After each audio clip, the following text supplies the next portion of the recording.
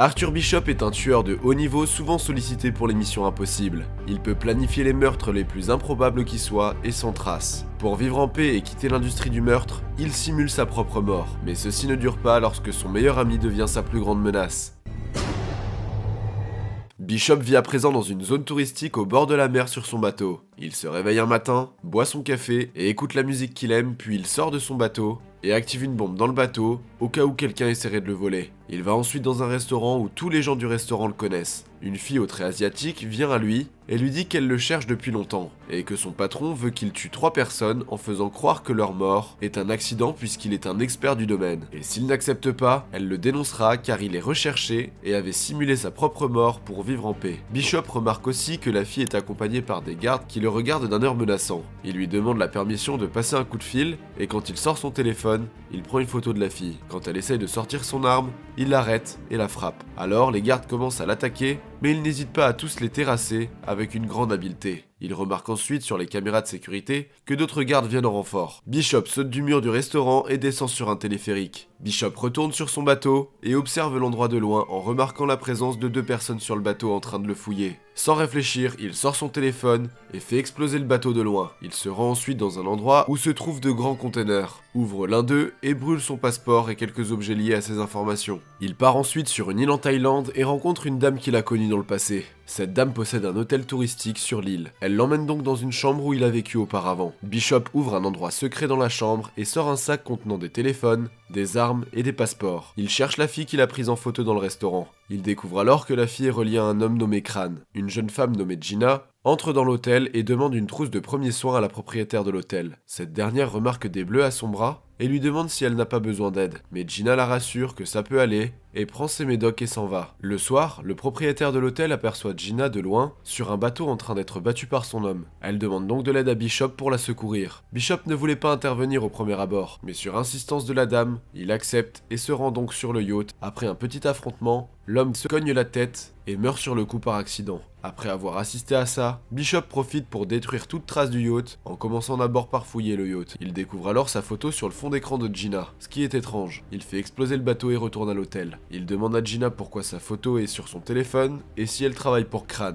Elle lui répond que Kran lui a fait un chantage et que ce n'est pas de sa faute si elle est impliquée dans tout ça. Elle lui avoue aussi que le coup de la femme maltraitée était un complot pour le piéger. Le plan était d'apprendre à le connaître et qu'après l'avoir rencontré, elle appellerait un numéro sur son téléphone. Et là, sa mission prendrait fin. En plus, Gina lui apprend qu'elle a un refuge pour les enfants victimes du trafic humain et que Kran l'a menacée de tuer les enfants si elle n'accepte pas la mission. Le lendemain, Bishop constate un bateau s'approchant de l'île avec des hommes à bord et ces hommes montent la garde sur l'île. Alors, il alerte Gina discrètement. Dans leur jeu, les deux se sont comportés en amoureux et se sont rendus à une fête qui avait lieu sur l'île pour donner l'impression aux hommes de Kran que leur plan fonctionne. Les deux se sont bien amusés à la fête, comme des amoureux, en laissant les hommes de Kran les prendre en photo. Le soir, Gina présente ses excuses à Bishop pour l'avoir piégé et lui dit qu'elle n'avait pas d'autre choix car les enfants étaient tout pour elle. Bishop lui répond qu'il apprécie son attitude car il était orphelin aussi. Il lui raconte qu'avec Kran, ils ont été achetés par un gangster et qu'il a réussi à leur échapper mais que Kran ne s'est pas échappé, alors ils l'ont puni car ils pensaient qu'il était la raison de mon évasion.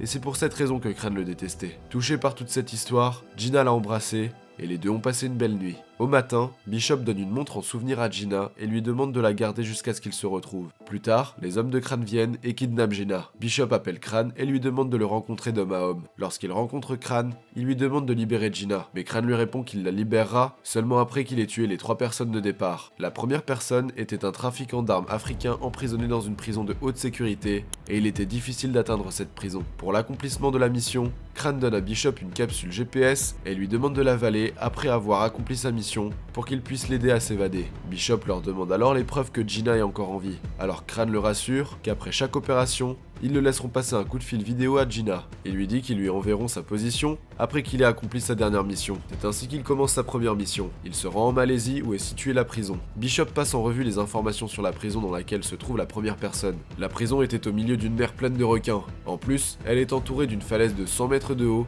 ce qui signifie que la tâche est difficile et qu'entrer dans la prison est presque impossible. Pour y arriver, Bishop prévoit de prendre l'identité d'un criminel recherché dans le pays. Il choisit l'un d'entre eux, qui avait un tatouage distinctif dessiné sur son visage. Puis il achète certaines des choses dont il aura besoin pour accomplir sa mission. Bishop se souvient des paroles de Crane, qui lui disait que si le gars ne mourait pas par accident, il ne viendrait pas en bateau pour le sauver. Ensuite, il ira provoquer les policiers pour se faire arrêter. Une fois à l'intérieur, Bishop remarque que le trafiquant d'armes ne marche pas seul, mais qu'il a des gens pour le protéger. Il interroge un prisonnier sur le trafiquant d'armes. Le prisonnier lui dit qu'il s'appelle Krill et qu'il a tué le président du Libertar, et lui dit aussi que beaucoup de gens ont essayé de le tuer en prison. Bishop le surveille à tout moment et cherche toutes les techniques pour s'approcher de lui, jusqu'à ce qu'un autre prisonnier essaie de le tuer. Alors Bishop le sauve, et pour le remercier, Krill l'invite à dîner. Il le tue lors du dîner et fait croire que sa mort est due à une intoxication alimentaire.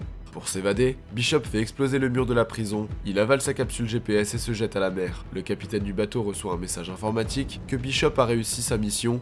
Une fois monté à bord, Bishop exige qu'on lui appelle Gina, où elle lui informe par appel vidéo qu'il lui reste 36 heures pour tuer la deuxième personne au risque qu'elle soit tuée. Alors Bishop la rassure, puis Crane lui envoie des informations sur la deuxième personne. Son nom était Adrian, un milliardaire qui travaille dans l'industrie minière. Mais son activité principale est le trafic d'êtres humains, et il vit en Australie, dans un gratte-ciel au 58e étage. Non seulement son appartement et les portes sont blindés contre les balles, mais aussi les murs sont en béton. Chaque entrée a des capteurs et un dispositif d'empreinte digitale. Alors Bishop prétend vouloir louer l'appartement situé au-dessus de lui. Il copie les clés de l'appartement et prend un dessin détaillé de l'appartement, puis il fabrique des bombes de verre. Il se déguise en agent d'entretien et entre dans l'appartement dont il a fait les clés, puis il sort de l'appartement pour se rendre à la piscine en verre située dans l'appartement du milliardaire. Bishop pose la bombe en verre et fait ensuite exploser la piscine dans laquelle se trouvait le milliardaire, qui tombe et meurt. Lorsque Gina parle à Bishop, elle fait un geste intelligent en pointant la caméra sur le numéro du bateau dans lequel elle se trouve. C'est grâce à lui que Bishop peut savoir où se trouve le bateau. Bishop se rend en hélicoptère à l'endroit où se trouve le bateau, il y entre et tue quelques gardes puis se fait prendre. Crane le menace et lui dit que s'il essaye à nouveau,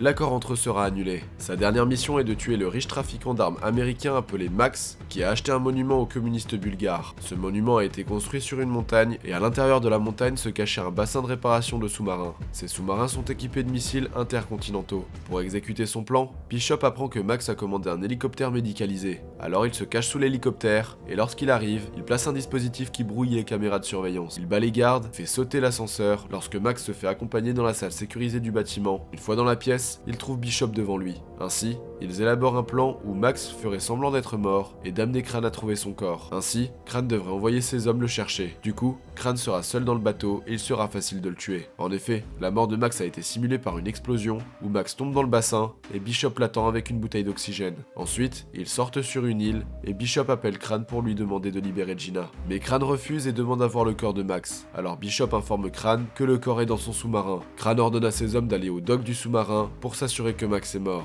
Bishop prépare l'endroit pour recevoir les hommes de Crane où il a placé des explosifs partout. Quand les hommes de Crane arrivent, Arthur Bishop les tue sous les yeux de Crane qui regarde ce qui s'est passé à travers les caméras de sécurité. Peu de temps après, Bishop monte sur le bateau de Crane et tue tous les gardes. Gina se fait tirer dessus et Crane déclenche l'autodétonation du bateau. Bishop parvient à atteindre Gina et la met dans une capsule de survie qu'il détache du bateau avant l'explosion. Bishop attache la grue avec une chaîne, puis retourne à l'intérieur du bateau avant qu'il explose. Gina est ainsi sauvée, puis Max et ses hommes ont regardé l'épave du bateau être extraite de la mer. Quelque temps après, les enfants furent libérés et Gina est surprise de voir que Bishop soit devant elle. Lorsque Max examinait les caméras de surveillance, il remarque que Bishop se cachait dans la chambre en acier que l'on trouve sur tous les bateaux en cas d'urgence. Dites-nous en commentaire comment jugez-vous les actions de Bishop. À bientôt.